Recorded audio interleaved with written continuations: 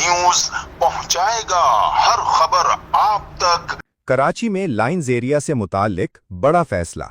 रुकने सिंध असेंबली फैसल रफीक के खुसूसी अहकामात पर director lines area redevelopment project Waqar को फौरी तौर पर तलब कर लिया गया।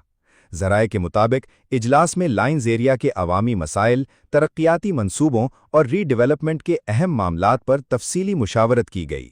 इस मौके पर रुकने सिंध असेंबली फैसल रफीक ने दो टोक मौक़िफ़ इख्तियार करते हुए कहा कि लाइन्स एरिया के अवाम के हुकूक़ पर किसी सूरत समझौता नहीं किया जाएगा।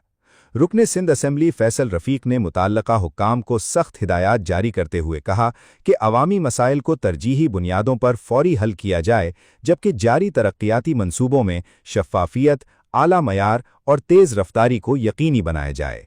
इजलास में इस बात पर खुसूसी जोर दिया गया कि लाइन्स एरिया के तमाम मकीनों को मुतबादिल रिहाइश सिर्फ लाइन्स एरिया में ही फराहम की जाए, ताकि शहरी अपने इलाके, रोज़गार और मामूलात ज़िंदगी से महरूम न हों। कैमरा टीम के साथ Abdul Rahman, CNBC city news, Karachi. इस वीडियो को लाइक करें, हमारे चैनल को सब्सक्राइब कर बेल आइकन जरूर प्रेस करें हमारी न्यू वीडियो सबसे पहले देखने के लिए।